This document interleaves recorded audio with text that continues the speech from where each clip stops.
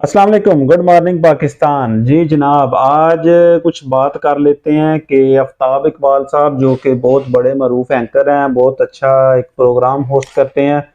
तो उनको बहुत सारे आर्टिस्ट जो उनके पास काम करते हैं वो छोड़ के चले जाते हैं। ये तो पहले ही बहुत चीज़ मशहूर हो चुकी है। बहुत सारे बड़े बड़े एक्टर जो कि उनके साथ काम कर चुके हैं और उनका शो छोड़ के चले जाते हैं। तो ऐसे में एक नया एक्टर था इनके पास, हामिद रंगीला, वो भी उनको छोड़ के चला गया। कैसे छोड़ के चला गया उस पर मैंने थोड़ी सी रिसर्च की है। कुछ मैंने आफ्ताब इकबाल की टीम के इंटरव्यू सुने हैं कि उनका क्या पॉइंट ऑफ व्यू है, वो क्यों गया, कैसे गया, कब गया। और उसके बाद हामिद रंगीला जो खुद छोड़ के गया है उसका भी मैंने इंटरव्यू सुना है, जो उसने पाकिस्तान में जाकर किसी को दिया है कि वो क्यों छोड़ के आया आफ्ताब इकबाल को। तो उस पर थोड़ी बात करते हैं। सबसे पहले तो बात करते हैं हामिद रंगीला और राशिद कमाल, जो दो एक्टर थे जो कि अभी दुबई में मौजूद थे, इधर आफ्ताब इकबाल का शो ज्वाइन कर चुके थे। तो हामिद रंगीला छोड़ के जब गया तो उसके बाद राशिद कमाल का एक इंटरव्यू सामने आया जिसमें उसने बताया कि हम दोनों इकट्ठे एक रूम में रहते थे, तो 4 महीनों से हम इकट्ठे रह रहे हैं, लेकिन मुझे एक दिन भी इस बात का एहसास नहीं हुआ कि वो अ, हमें छोड़ के जाएगा, हामिद रंगीला, और बिना बताए छोड़ के चला जाएगा। उसका कहना यह था कि मैं रात को सोया हुआ था, जब सुबह उठा हूं तो हामिद रंगीला मेरे पास मौजूद नहीं था, रूम में मौजूद नहीं था, तो उसका सामान भी वहां पे मौजूद नहीं था। तो उसका कहना यह था कि पहले मुझे ये लगा कि शायद कोई चोरी हो गई है, कि सामान गायब है। तो फिर जब मैंने देखा कि मेरा सामान यहीं पे मौजूद है लेकिन हामिद रंगीला का सामान यहाँ पे मौजूद नहीं, तो फिर कहता मुझे ये एहसास हो गया कि वो चला गया।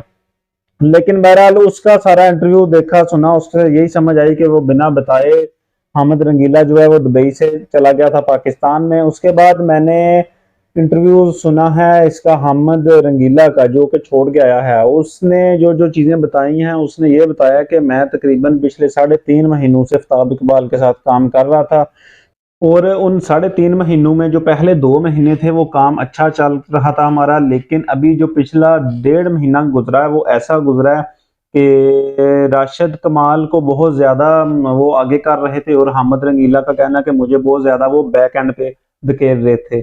मेरी बहुत ज़्यादा वो कॉमेडी नहीं ले रहे थे, मुझे ये भी कहते थे कि तुम सिर्फ चुप करके बैठो, तुम्हें चेक मिल जाएगा।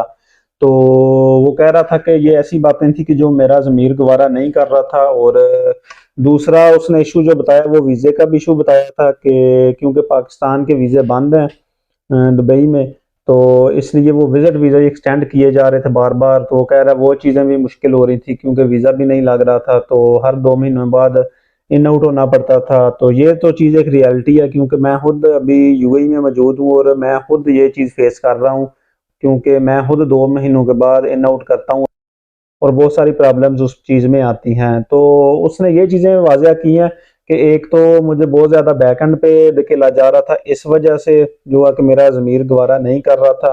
तो दूसरा मैं फैमिली से दूर था, बच्चों से दूर था, ये वो चीज़ें। और जब इंटरव्यू लेने वाले ने उसे ये सवाल पूछा कि आप आफ्ताब इकबाल को बता के भी आ सकते थे, अच्छे तरीके से मामला तय करके भी आ सकते थे, तो उसने ये कहा कि ज़ाहिर है उसका एक प्रोग्राम चल रहा था, आफ्ताब इकबाल का शो चल रहा था, तो मैं अचानक से अगर वो कहता कि मैं छोड़ के जाना है तो फिर ज़ाहिर है कहता कि वो फड्डा हो जाना था, मामला खराब हो जाने थे।